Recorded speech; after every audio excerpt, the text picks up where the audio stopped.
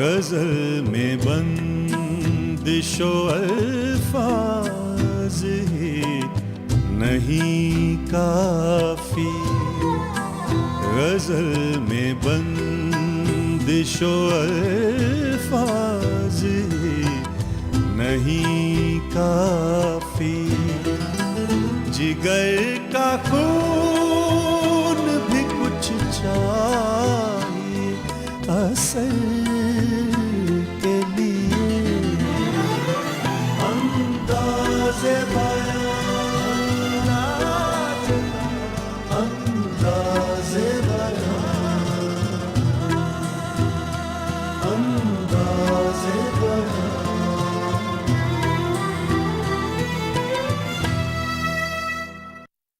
नाज़रीन, ज़ौक़ से हमारी मुलाकात आबे हयात के सफ़हात में होती है, जहाँ शेख मोहम्मद इब्राहिम ज़ौक़ मलिकुश शौरा का ताज पहने उस्ताद शाह के रूप में अपने बेशुमार कारनामों के साथ मिलता है। उसके बाद अदब के दूसरे तारीख़ नवीसों ने उन्हें मुख्तलिफ रंगों में पेश किया। ज़ौक़ की शायरी मजलिसी शायरी की सबसे उम्दा मिसाल है। उनकी मजलिसी शायरी के रंग ने ही दिल्ली में गालिब और मोमिन जैसे शोरा पर फौकियत कायम रखी थी। शेख मोहम्मद इब्राहिम ज़ौक़ की विलादत सन 1789 में हुई। वो एक गरीब सिपाही के बेटे थे। दौरान तालीम में ही शेर कहने का शौक पैदा हुआ। उन दिनों दिल्ली में शाह नसीर का बोलबाला था। ज़ौक़ उन्हीं के शागिर्द हो गए। शाह नसीर ने जब उनकी मकबूलियत देखी तो इस खौफ से टालना शुरू किया कि कहीं वो उनसे आगे न बढ़ जाए। ये देखकर ज़ौक़ उनसे अलग हो गए और थोड़े ही दिनों में अपनी रियाजत और मश्क से शोहरत हासिल कर ली। यहाँ तक कि बहादुर शाह जफर ने उन्हें बुलाकर अपना उस्ताद बना लिया। उस वक्त ज़ौक़ की उम्र सिर्फ 20 साल की थी। इस उम्र में उन्होंने बादशाह की तारीफ में जो कसीदा लिखा, उस पर उनको खाकानी हिंद का खिताब मिला। जब बहादुर शाह बादशाह हुए तो उन्होंने ज़ौक़ को अपनी सल्तनत का मलिकुश शोरा मुकर्रर कर दिया और उनकी तनख्वाह, जो इब्तिदा में सिर्फ 4 रुपए थी, 100 रुपए तक पहुंच गई। उन्होंने बहुत से कसीदे कहे जिन पर उनको जागीर में गांव भी मिले और खिलत व खिताब भी। सन 1854 में उनका इंतकाल हो गया।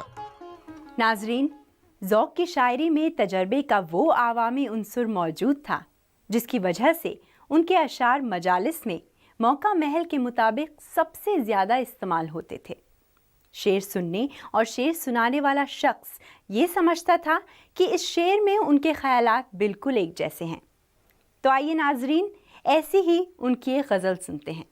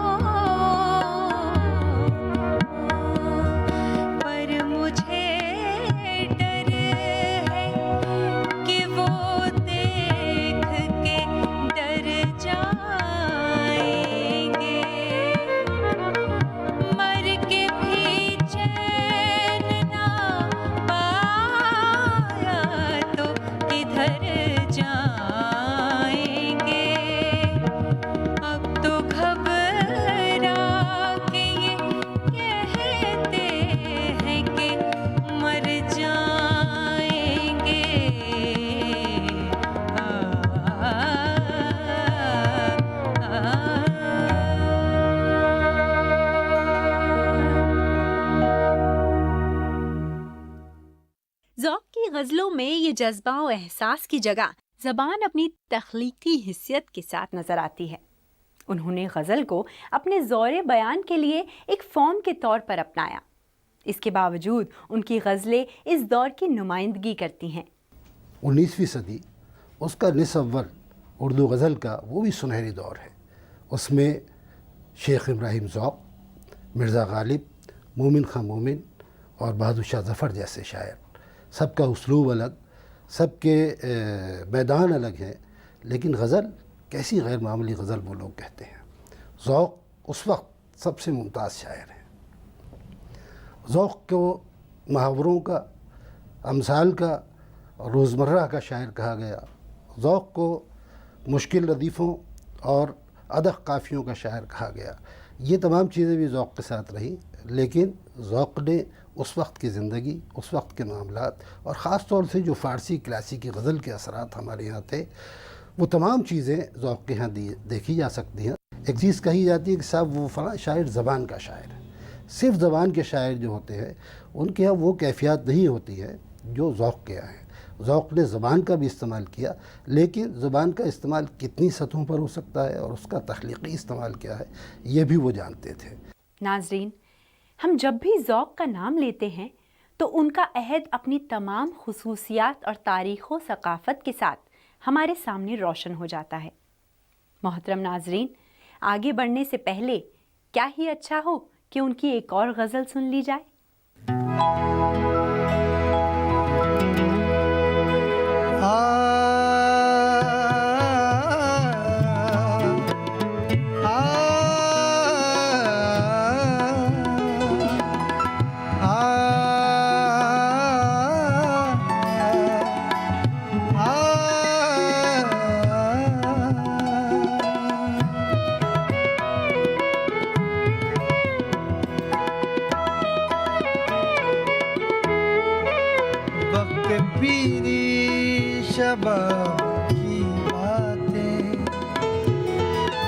वक्त पीरी शबाब की बातें ऐसी हैं जैसे ख्वाब की बातें, ऐसी हैं जैसे ख्वाब की बातें। वक्त पीरी शबाब की बातें।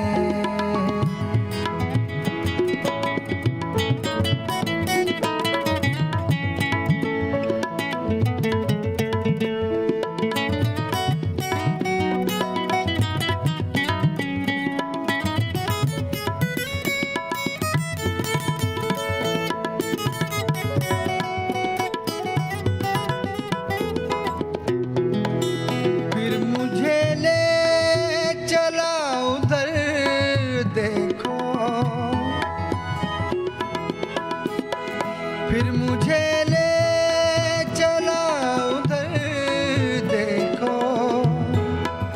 फिर मुझे ले चला उधर देखो। दिल खाना खराब की बातें, दिल खाना खराब की बातें ऐसी हैं जैसे ख्वाब की बातें। वक्त पीरी शबाब की बातें।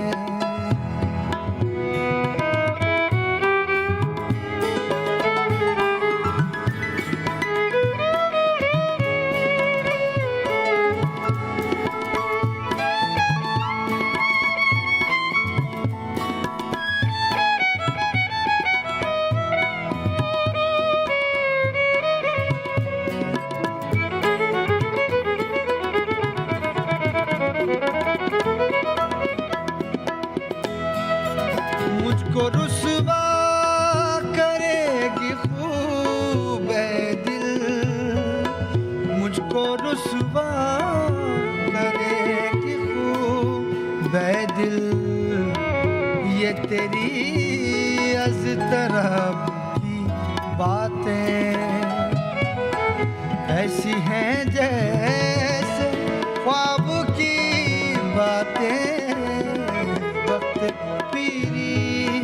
शबाब की बातें।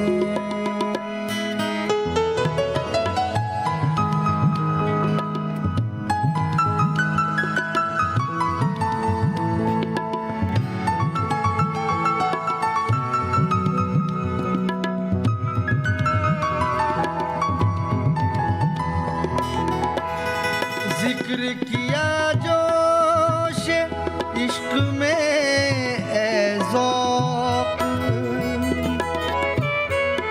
जिक्र किया जोश इश्क में ए ज़ौक़, जिक्र किया जोश इश्क में ए ज़ौक़। हमसे हो सब्र तब की बातें बातें, हमसे हो सब्र तब की बातें। ऐसी हैं जैसे ख्वाब की बातें, वक्त पीरी शबाब की बातें बातें, वक्त पीरी शबाब की बातें बातें, वक्त पीरी शबाब की बातें बातें, वक्त पीरी। आ आ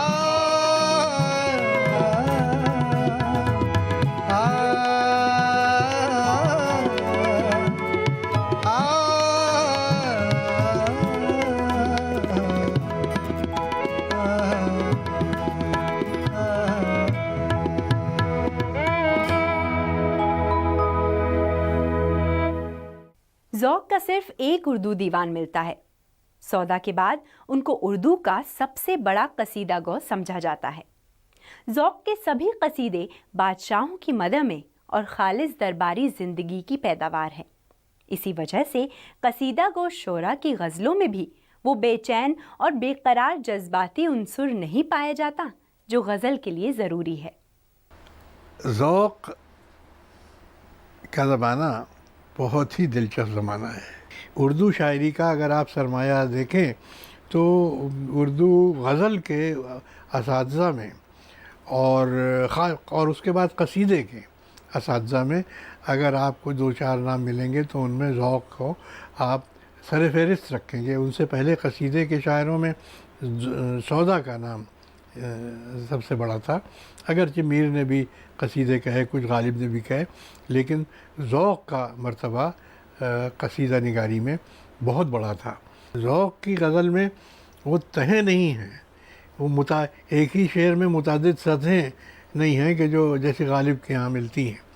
तो लिहाजा अगर आप देखें तो एक दानिश्वरों के लिए ज़ौक़ की शायरी वो ज़बान के एतबार से तो चैलेंज है, लेकिन शायरी के एतबार से उतना बड़ा चैलेंज नहीं है जितना बड़ा चैलेंज गालिब की शायरी है, और वो आज तक वैसे ही चैलेंज बना हुआ है। ज़ौक़ की शायरी जो है वो पसंद की जाएगी, महफ़िलों में मकबूल होगी, आम लोगों की ज़बान पे चढ़ी होगी, बात बात पर उसका इस्तेमाल होगा और हमें लुभाएगी, हमें पसंद आएगी और हम उसे हर ज़माने में याद रखेंगे। और आज भी आप देखेंगे तो अचानक लोगों को की ज़बान पर अगर अशार आ जाते हैं, मिसरे आ जाते हैं, तो वो ज़ौक़ के होते हैं। तुम भूल कर भी याद नहीं करते हो कभी, हम तो तुम्हारी याद में सब कुछ भुला चुके। ज़ौक़ की शायरी के पस मंज़र को देखिए तो उसमें 18वीं सदी की अदबी रिवायत के दौर जहां नुमाया तौर पर मिलते हैं। वो शेरी रुझान जिसे मिर्ज़ा मज़हर जान जाना, मीर, दर्द और मुसहफ़ी ने पैदा किया, यही वो रुझान है जो 19वीं सदी में गालिब, मोमिन, शेफ्ता और उन जैसे दूसरे शौरा की सूरत में मज़ीद बुलंदियों पर नज़र आता है। नाज़रीन, ज़ौक़ की ऐसी ही एक गज़ल मुलाहिज़ा फरमाएं।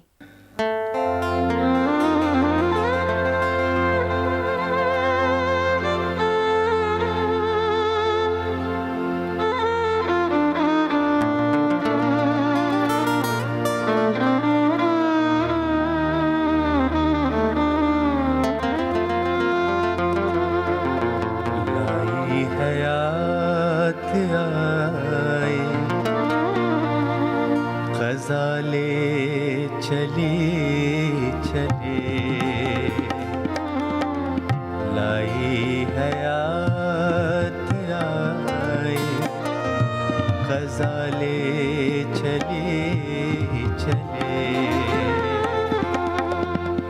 अपनी खुशी नाए ना अपनी खुशी चले लाई हयात आए गज़ाले चले चले लाई हयात आए गज़ाले चले चले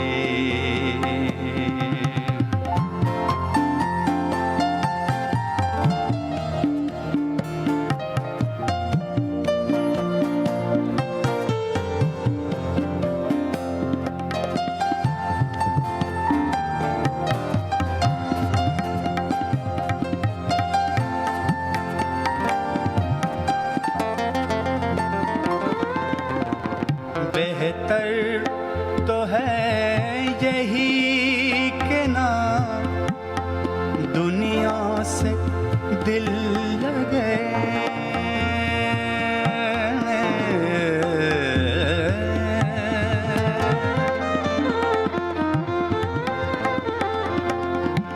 बेहतर तो है यही कि ना दुनिया से दिल लगे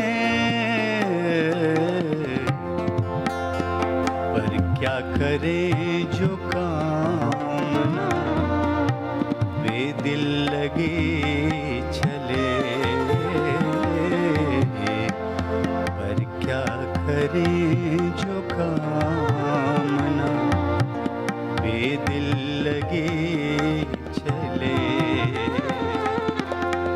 अपनी खुशी नाए ना अपनी खुशी चले लाई हयात आए गज़ाले चले चले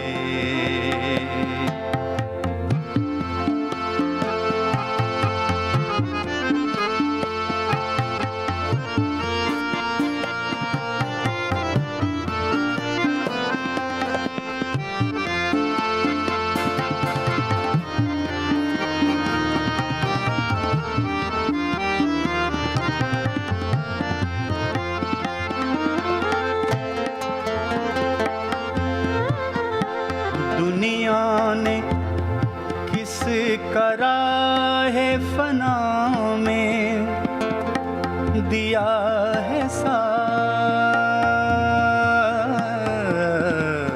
साथ दुनिया ने किस करा है फना में दिया है साथ तुम भी चले चलो यूं ही जब तक चली चले तुम भी चले चलो यूं ही जब तक चली चले अपनी खुशी नाए ना अपनी खुशी चले लाई हयात आए गज़ाले चले चले अपनी खुशी नाए ना अपनी खुशी चले लाई हयात आए गज़ाले चले चले